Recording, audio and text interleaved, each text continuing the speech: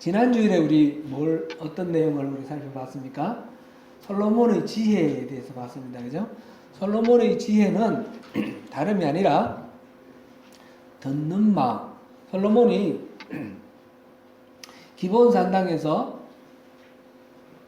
1,000번제를 드렸는데 하나님께서 그 제사를 기쁘게 받으시고 소원을 말하라, 무엇이든지 들어주겠다. 그래서 솔로몬이 하나님께 듣는 마음을 주십시오, 이렇게 구했습니다.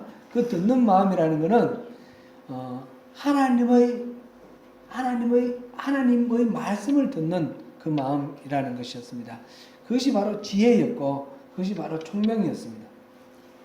우리 성경에서 지혜의 근본은 하나님을 경외함이다, 이런 말도 있었고, 하나님을 경외함, 그것이 바로 지혜다, 이런 말씀도 있었는데, 바로 사람들의 말을 이렇게 잘 들어주는 경청도 중요하지만 그 속에서 하나님께서 지금 말씀하시는 말을 들을 수 있는 것, 캐치하는 그것이 진짜 참된 지혜라는 것입니다. 그래서 하나님은 솔로몬에게 하나님의 마음을 듣는, 하나님의 말씀을 듣는 마음을 구하는 이 솔로몬에게 지혜와 총명의 마음을 주셨을 뿐만 아니라 그 부귀와 영화까지 주셨다 하는 것을 우리가 보았습니다.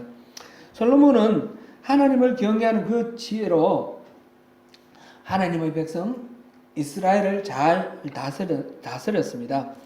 어린 나이지만 왕으로서 그 내정과 외치 잘 이렇게 안정적으로 이렇게 자리를 잡고 틀을 잡으면서 이렇게 나갔습니다. 솔로몬이 한 치적 가운데 가장 중요한 치적, 업적, 그것이 무엇이냐 그랬을 때 누구든 부인하지 않고 모두 다 공통적으로 긍정하는 것이 바로 성전을 짓는 것입니다.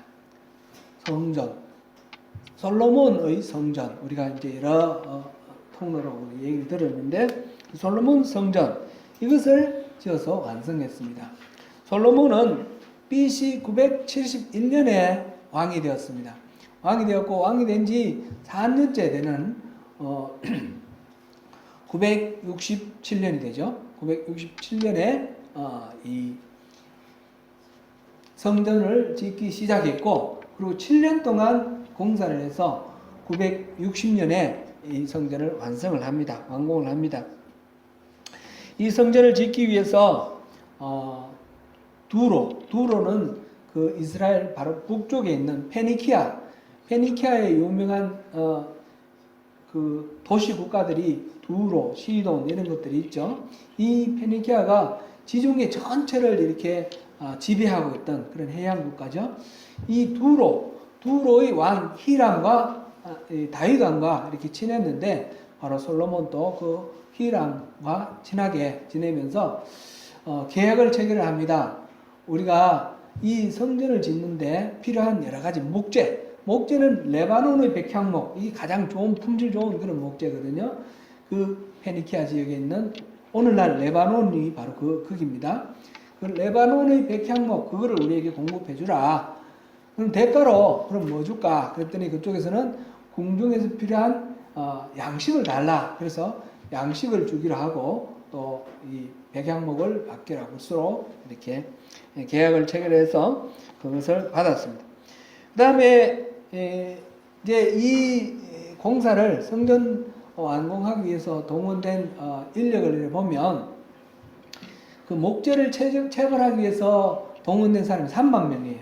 3만 명인데 한 달에 10,000명씩, 그래서 10,000명이 가서 일하고 또 돌아오면 다음 10,000명이 가서 일하고, 그래서 3만 명이 한 달은 일하고 두 달은 쉬고 이런 식으로 3교대로 이렇게 하면서 그렇게 목재를 벌채를 해왔습니다. 이 목재를 벌채를 해서 바다를 통해서 뗏목으로 이렇게 와서 이렇게 운반하고 하는데, 운반하는 인력이 7만 명이었어요. 여기 보니까 열왕기상에도 나오고 지금 역대하에도 나오는데 운반하는 그런 인력이 7만 명. 그리고 이 성전을 위해서 이제 돌을 뜨는 채석장에서 일하는 인력이 8만 명. 그러니까 이 인부가 총 18만 명이 되는 거죠. 이때 당시 어떤 인구로 봤을 때 18만 명이라는 것은 전 국민이 다 동원됐다 이렇게 말해도 과언이 아닐 정도로 이렇게 모두가 다 동원돼서 일하고 있습니다. 감독하는 사람만 해서 3,300명이다 이렇게 나와 있습니다. 성전이 지어진 자리는 모리아산이라고 그랬고 오르난의 타작마당이다 그랬습니다. 모리아산 하면 우리 떠오르는 이야기가 있죠. 모리아산은 아브라함이 백세에 낳은 아들 이삭을 하나님께 바치려고 갔던 그 자리입니다. 그죠? 하나님은 아브라함에게 약속을 하셨죠. 하늘의 별들처럼 바닷가의 모래처럼 그 자식을 아주 번성하게 해주겠다 그랬는데 이 아브라함 100살이 될 때까지 자식이 없었어요. 그 전에 이스마엘을 또 이렇게 낳기도 했는데 하나님은 이스마엘이 아니라 사라를 통해서 얻는 적통의 자식을 통해서 그런 자손들을 번성하게 해주겠다 약속을 했기 때문에 계속 기다리는데 100살 때 낳은 이삭이에요. 근데 이 귀한 아들, 이 아들을 하나님이 번제로 바치라고 그랬어요. 번제는 완전히 각을 떠서 불태워서 이렇게 제로 만드는 그런 제사예요. 그래서 아브라함이 그 이삭을 드리러 갔던 곳이 모리아산입니다. 자기의 유일한 소망이고 꿈이었고 자기의 기대는 삶의 의미였던 이 이삭이지만 하나님이 바치라고 하시니까 하나님을 믿으니까 하나님의 방법이 있겠지. 그러면서 하나님을 믿고 가서 그 이삭을 바치려고 했는데 하나님께서 멈추게 하시죠. 하나님이 그 아브라함의 믿음을 보시고 산양을 대신으로 이제 제사를 드리게 하고 받으셨습니다.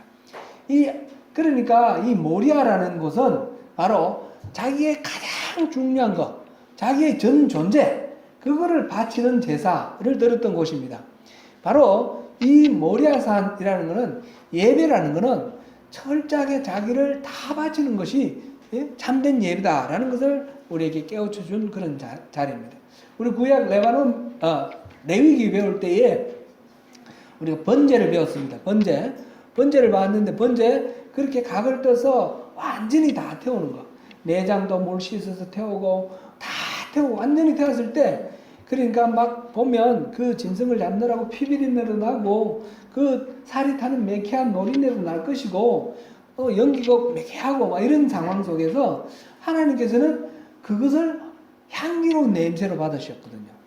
그 자체가 피지컬하게 향기로운 것이 아니라 철저한 자기 부정, 철저한 자기 헌신, 이거를 하나님이 기쁘게 받으셨다라는 것입니다.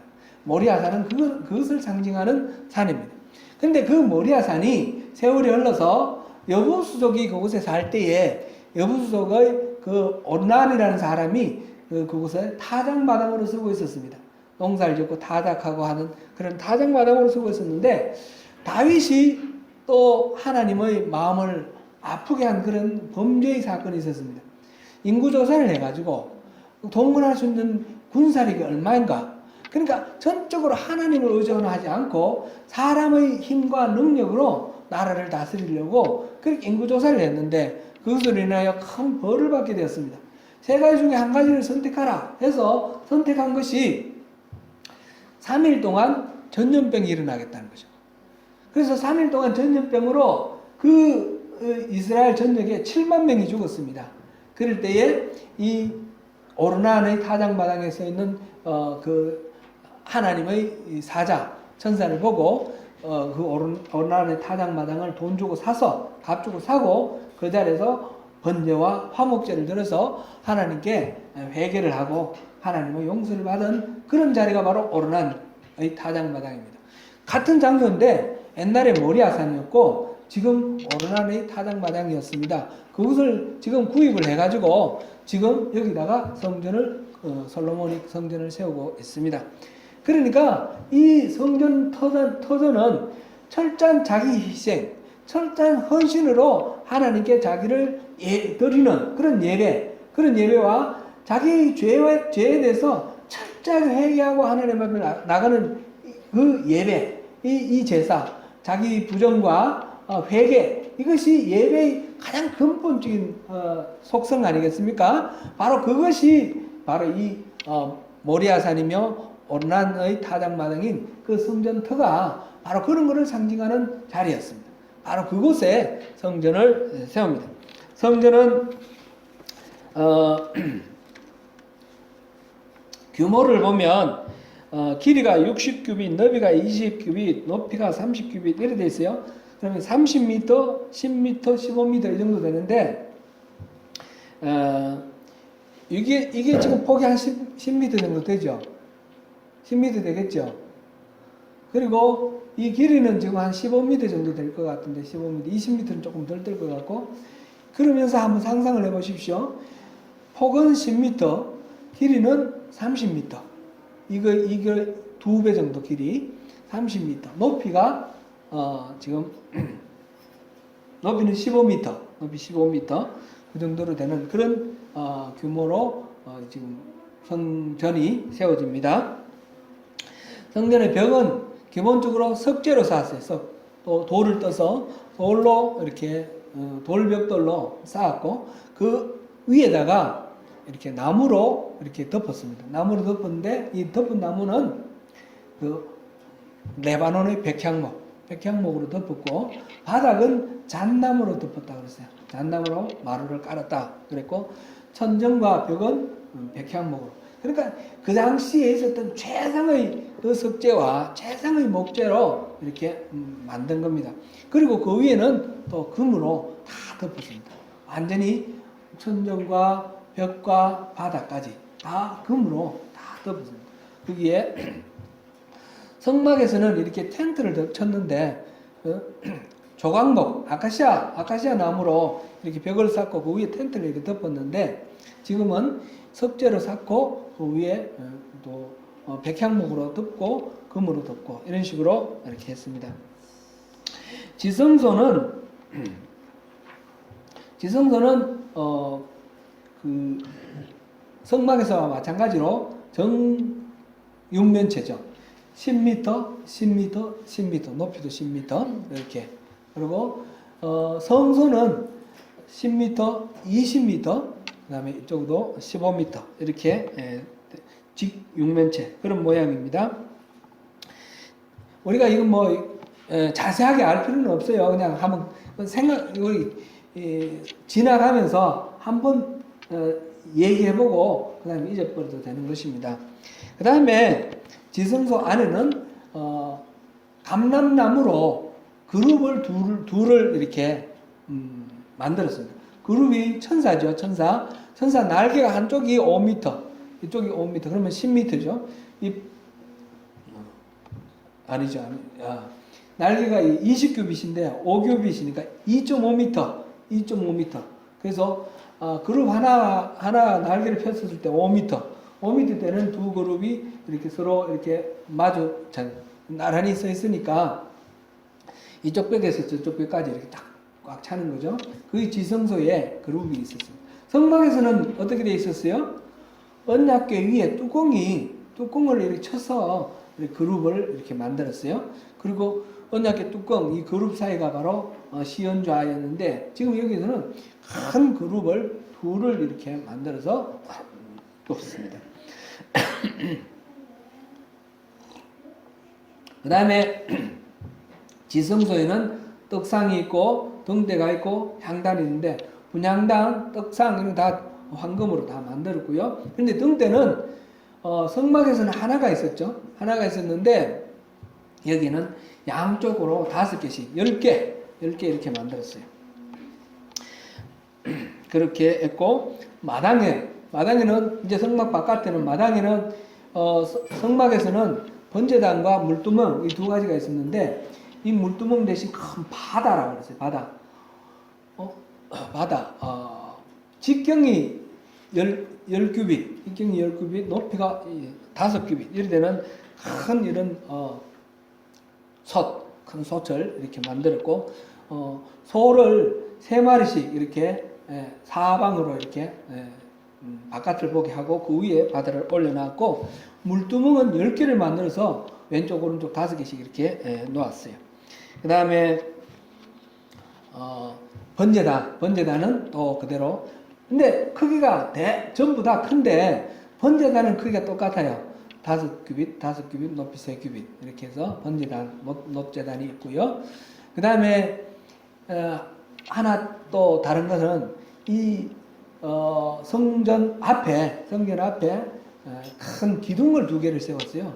큰 기둥을 2개 세웠는데 하나는 야긴, 하나는 보아스 그랬는데 높이가 18규빗이라고 그랬어요. 그리고 머리 높이가 또 5규빗. 그럴 때는 그런 23규빗짜리 그런 기둥을 2개를 이렇게 세웠는데 하나는 뜻이 보아스는 그에게 능력이 있다 그런 뜻이고 야기는 저가 세우리라 이렇게 됐습니다.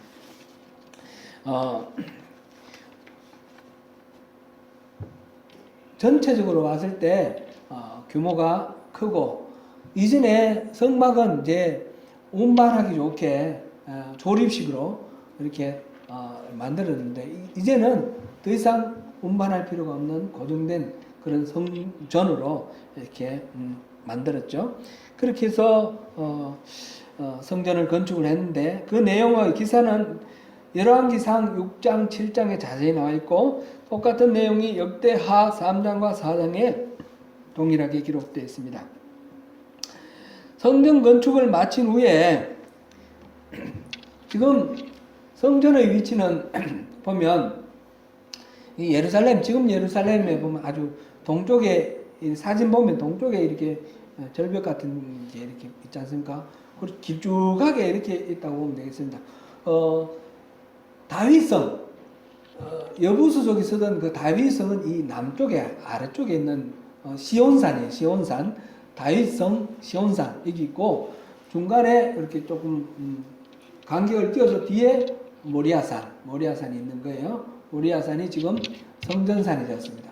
성전산이 되어 있고 그 가운데는 오펠이라고 해가지고 성경에는 오벨 이렇게 나오는데 오펠이라고 해서 그거는 거주지 이렇게 땅을 메꿔서 거주지로 이렇게 만듭니다. 나중에 이제 여러 번 이 공사가 계속 성전을 둘러싸고 공사가 되는 동안에 그 가운데 있던 골짜기도 메꾸고 그렇게 해서 이 예루살렘이 원래 그때 당시보다는 훨씬 넓어지죠. 헤롯 대왕 때의 성전의 넓이는 처음에 솔로몬의 성전 넓이보다 성전 자체는 똑같은데 그 바깥에 있는 안뜰, 바깥뜰, 이렇게 이스라엘의 뜰, 이방인의 뜰 이렇게 하면서 그 뜰이 아주 넓어져가지고 한 20배, 30배 이렇게 넓어집니다. 그래서 헤롯 대왕 때는 아주 넓은 그런 것이 되죠. 지금 언약궤는 어디 있습니까? 언약궤는 다윗이 운반해 와서 오벳에돔의 집에서 운반해 와서 지금 그 다윗성 시온산 거기에 장막을 치고 장막 가운데 지금 언약궤를 두었습니다. 그리고 나머지 성막에 필요한 여러 가지 기구들은 기본 산당에 있다고 그랬죠. 그랬는데 이 모든 것들을 이제 이 성전으로 옮깁니다. 성전으로 옮기고 지금 건축 마친 후에 언약궤를 성전으로 옮기는 그 일을 위해서 제사를 드리고 많은 사람들이 수를 셀 수 없는 그런 제물을 바쳤다 이렇게 나와 있습니다. 그래서 제물을 바치고 그때 레위인의 찬양대 아삽과 헤만과 여두둔 이런 이름이 나오는데 시편 보면 아삽의 시, 헤만의 시 이렇게 나와요. 그런 사람 찬양 전문가들이에요. 그런 사람들 헤만과 아삽과 여두둔 이런 사람들이 그 형제들과 자손들 이런 전부 이렇게 모여서 찬양대를 이루어서 지금 하나님 앞에서 찬양을 하고 그럴 때에 하나님의 영광이 여호와 영광이 그 성전에 가득했다. 그렇게 역대하 5장 14절에 나와 있습니다. 솔로몬은 그 상황 속에서 백성들에게 어떤 경과로 이 성전이 이루어졌는지 그 경과 보고하는 것이 역대하 6장 열왕기상에서 8장 이렇게 나와 있습니다. 원래 우리 아버지 다윗이 성전을 이거를 짓고 싶었는데 하나님 허락하지 아니하셔서 못 지으시고 재료만 준비를 했고, 하나님이 우리 아버지 다윗에게 네 아들이 짓겠다 그랬는데 바로 그런 은혜로 내가 이 성전을 짓게 되었다. 그걸 이제 백성들 앞에서 얘기를 합니다. 그러고 난 뒤에 이제 기도를 합니다. 기도하는 것은 우리 지금 6장, 이 역대하 6장의 내용이 전부 기도이고요. 그 다음에 열왕기 상에도 8장이 전부 기도인데, 이 기도가 크게 나눠서 세 가지 이렇게 로 분류를 할 수 있습니다. 역대하를 중심으로 보겠습니다. 역대하를 중심으로 보면 첫째 6장 12절부터 17절까지는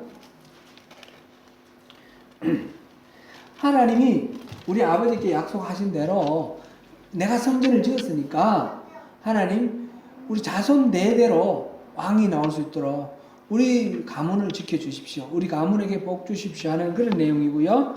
그 다음에 18절부터 21절까지는 하나님이 우주를 만드신 분인데 어디 이 조그만 집에 계시겠습니까? 하나님 여기 계실 수는 없을 것이고, 하늘의 하늘이라도 하나님을 수용하지는 못할 텐데, 그런데 이 조그만 집이지만 하나님 여기에 하나님 이름을 두시고, 하나님이 시선을 여기에 두시고 거두지 마시고 늘 여기를 보시고, 이 성전에서 기도하거나 성전을 향해서 기도하는 사람들의 그 기도를 들어주시고 응답해 주십시오. 그런 내용. 그 이제 전체적인 그런 내용이고요. 그 구체적으로 그렇게 성전을 향해서 성전에서 기도하는 내용이 22절부터 쭉 나옵니다. 22절부터 42절까지 쭉 나옵니다. 거기 보면 22절부터 42절까지는 7가지로 나오는데, 사람이 이웃에게 범죄하거든 범죄했을 때 그 범죄된 것 때문에 성전에서 기도할 때 들어주십시오. 용서해 주십시오. 하나님께 범죄했을 때 용서해 주십시오. 또 주께 범죄함으로 말미암아 하늘이 닫히고 비가 내리지 않을 때, 그럴 때 하나님 회개하고 기도하거든 하나님 마땅히 살 길이 어떤 거든지 알려주십시오. 그 다음에 기근이나 뭐 전염병이나 전쟁이나 이런 게 났을 때 그 어떤 가운데 기도하면 들어주십시오. 이런 식으로 해서 이방이 또 기도하면 들어주시고, 또 전쟁에 나갈 때 기도하면 그 전쟁을 인도해 주시고, 또 사로잡혀 가서 먼 나라로 포로로 끌려갔을 때 그때도 이 성전을 향해서 기도하면 하나님께서 들어주십시오. 이런 기도가 지금 7가지가 쭉 나옵니다. 그렇게 솔로몬이 기도를 하고 난 뒤에 이제 성전 낙성식, 봉헌식을 합니다. 봉헌식을 하는데 그때 하나님의 영광이 다시 또 임했다 이렇게 나와 있는, 그게 이제 7장 1절부터 나오는 낙성식 이야기입니다. 낙성식은 7월 달에 낙성식 영으로 일주일, 그리고 7월 14일부터 있는 그 초막절 일주일 해서 2주일 동안 이 낙성식을 계속했다. 그런 얘기가 나오고요. 그렇게 했을 때 하나님께서 솔로몬에게 밤에 나타나셔서 약속을 하시는 겁니다. 지금 솔로몬이 기도했죠. 성전을 짓고 성전을 이렇게 지었으니까 하나님 우리의 기도를 이렇게 들어주십시오. 이렇게 기도했는데 이 기도에 대한 응답이 지금 나오는 것입니다. 오늘 본문은 바로 하나님이 그 솔로몬의 기도에 대해서 대답하시는 거예요. 분명히 성전이 졌을 때 하나님의 그 영광이 이 땅에 임했고, 그래서 제사장이 성전에도 들어갈 수도 없고 사람들이 너무너무 하나님의 영광이 어미로우니까 땅바닥에 딱 엎드렸다고 그랬어요.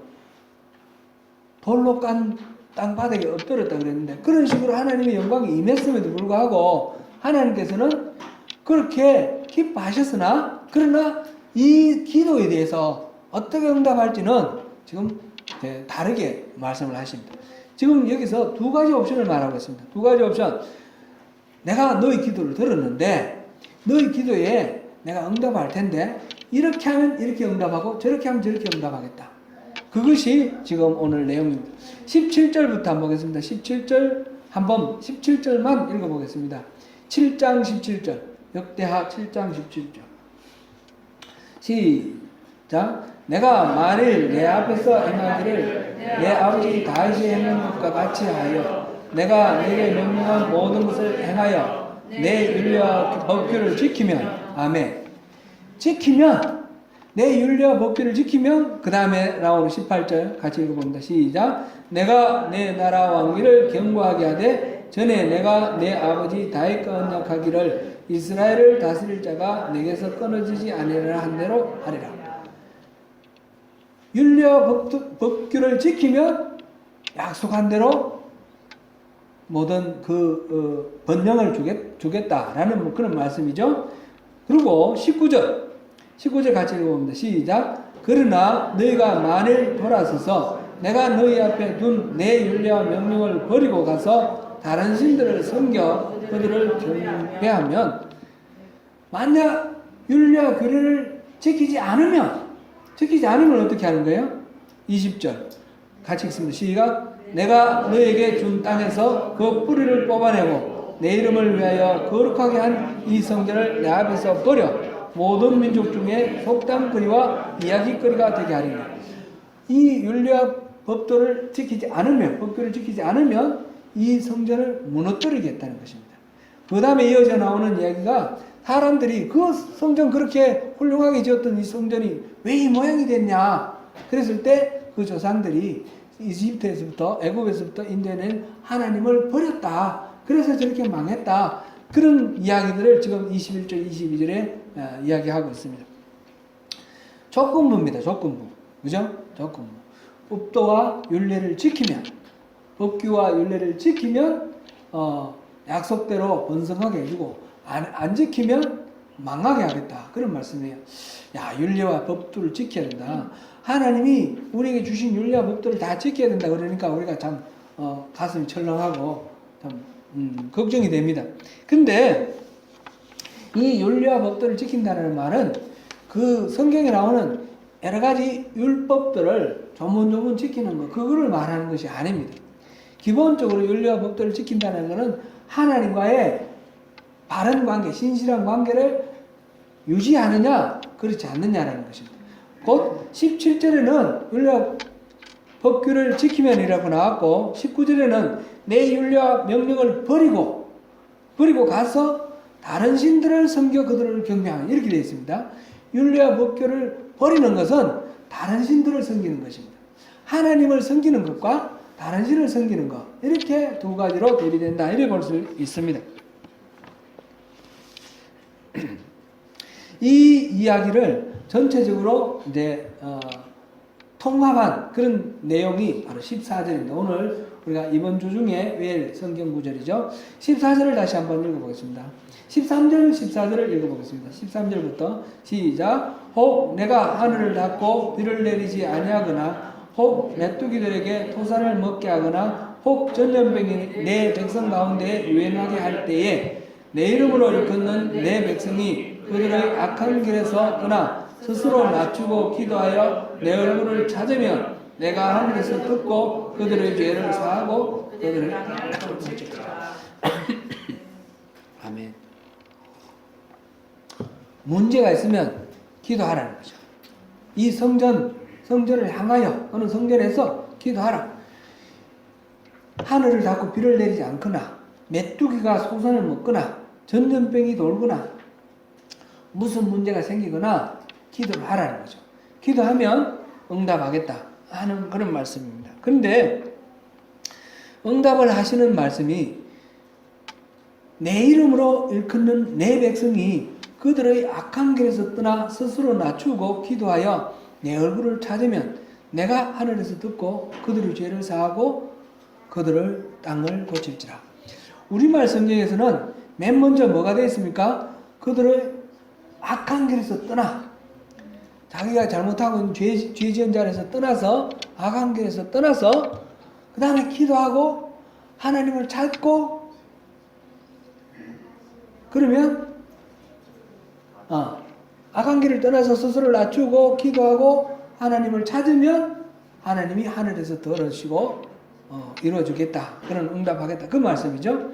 근데 이 말씀 원래 원문과 더 가깝게 번역한 것이 영어 성경입니다. 영어 성경 NIV 성경의 순서를 보면 먼저 자기 자신을 낮추고 겸손히 하고 그 다음에 기도하고 하나님을 찾으면 하나님 찾고 그리고 turn their wicked way 그들의 악한 길에서 떠나라 이렇게 되어 있습니다.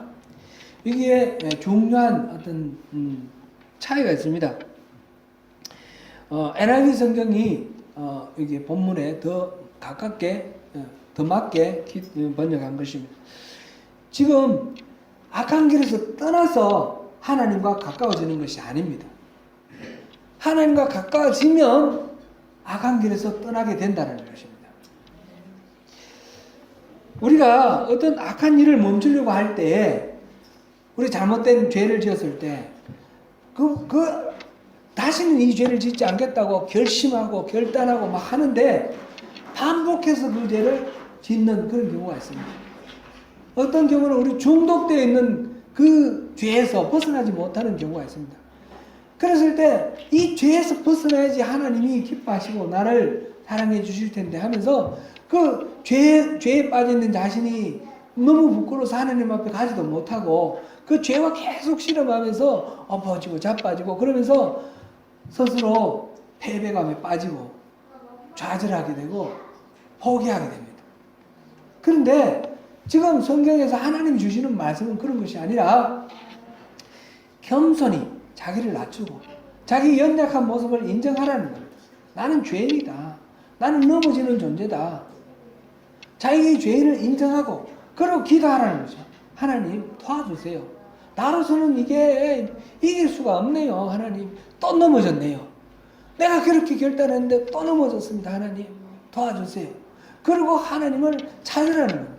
하나님 찾으면 그래서 하나님과 관계가 회복이 되면 그 다음에 악한 길에서 떠나게 되는 겁니다. 악한 길에서 떠나고 난 뒤에 하나님을 찾으려고 그러면 자꾸 죄책감이 들고 하나님 앞에 떳떳하지 못해서 나가지 못하는데 그런 연약한 모습을 인정을 하고 하나님 앞에 나가게 되면 그래서 하나님하고 친밀한 교제가 맺혀지면 저절로 악한 것이 멀어져 간다는 것이죠. 어두운 방 안에 빛이 들어오면 모든 어둠은 순식간에 빛의 속도로 달아납니다. 그렇지 않습니까? 어둠을 몰아내려고 우리가 아무리 애를 써도 안 됩니다. 빛이 들어오면 자동적으로 어둠이 물러갑니다. 하나님과 우리의 관계가 온전하게 회복이 되면 자동적으로 우리의 어둠이 물러져 갑니다.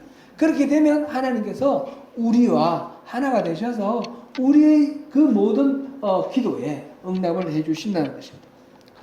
성전 자체가 능력이 아닙니다.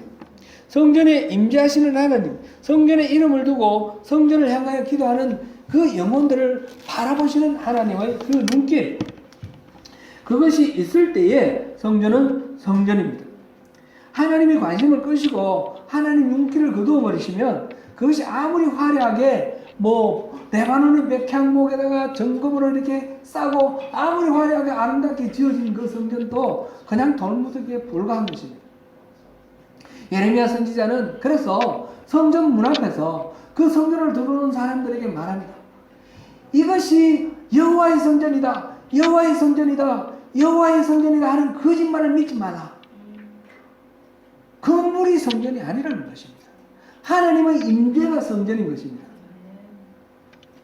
솔로몬 성전은 BC 587년에 유다가 멸망을 할 때 다 파괴되었습니다. 나중에 바벨론에서 귀환하면서 스룹바벨을 중심으로 해서 그 성전을 회복시켰습니다. 제2성전이라고 그러죠. 그 예수님 당시에 헤롯이 그 성전을 또 중수를 했습니다. 그렇지만 로마가 AD 70년에 그것을 완전히 파괴시켜버렸습니다. 예수님이 말씀하신 것처럼 돌 위에 돌 하나 남지 않는 그런 식으로 철저하게 파괴되어 버렸습니다. 지금은 성전 그 자리에 그 이슬람의 그 모스크가 있습니다. 황금사원이라고 그러죠. 그러므로 이 건물로서의 성전은 의미가 없습니다. 예수님은 말씀하셨습니다. 내가 성전이다. 나를 무너뜨려라 사흘 만에 일어나겠다. 예수님이 자신이 성전이신 것이고 그리스도의 몸된 교회가 성전인 것입니다. 교회 안에 하나님이 계시면, 하나님이 임재하시면 성전이 되는 것이고 교회 안에 하나님이 임재하지 아니하시면 아무것도 아닌 것입니다. 우리 코로나를 통해서 우리가 이 건물 예배당에서 예배할 수 없는 것을 경험해 봤습니다. 지금 온 세계가 그런 경험을 하고 있습니다. 그랬을 때 건물이 없으니까 아무것도 아니냐? 그게 아니죠. 우리 가운데 하나님이 계시면 우리 삶의 현장이 성전이 되는 것이고 그 삶의 현장에서 우리가 하나님을 예배할 때 하나님 그것을 기쁘게 받으시는 것입니다. 우리 주님은 자신이 성전이라고 했는데 그 성전을 또 이루는 우리가 성전의 지체, 몸된 그리스도의 지체가 되어서 우리가 성전을 이룰 때에 우리가 그 성전의 삶을 우리가 누리게 되는 것입니다. 요한복음 15장 7절 말씀 우리 같이 한번 읽어보겠습니다. 요한복음 15장 7절 말씀 같이 읽습니다. 시작. 너희가 내 안에 거하고 내 말이 너희 안에 거하면 무엇이든지 원하는 대로 구하라. 그리하면 이루리라. 무엇이든지 원하는 대로 구하라. 그리하면 이루리라. 얼마나 듣기 좋은 말씀입니까? 우리 이게 참 좋은 말씀이죠. 그런데 앞에 조건이 있어요. 뭡니까? 너희가 내 안에 거하고 내 말이 너희 안에 거하면 곧 주님과 우리가 온전히 하나가 되었을 때 주님과 우리가 성전으로 하나가 되었을 때 머리 대신 우리 그리스도 몸된 우리 교회 이게 온전히 하나가 되었을 때 그럴 때 그리스도의 소원이 바로 나의 소원이 됩니다. 하나님의 계획이 나의 계획이 됩니다. 그러면 우리가 기도하는 것 그리스도의 계획이 이루어지기를 하나님 뜻이 이루어지기를 기도할 때에 하나님이 그걸 이루시는 것입니다. 무엇이든지 우리가 구하는 대로 다 이루어지는 것입니다. 우리가 주님 안에 거하고 주님이 우리 안에 거하면 다 주님의 뜻 안에 있는 우리의 소원이 온전히 이루어지는 것입니다. 사랑하는 성도 여러분, 자신을 낮추고 먼저 자신을 낮추고 기도하고 하나님을 구하여서 하나님과 친밀한 그런 교제, 그런 관계를 이룰 때에 그렇게 이루어질 때 하나님께서 우리 안에 있는 모든 죄와 악의 요소들을 빼버리고 우리가 하나님의 뜻을 이루는 하나님의 사람으로 귀하게 쓰임받는 그런 은혜를 우리에게 허락하십니다. 바로 그 주인공이 되시는 저와 여러분 되시기를 축원합니다.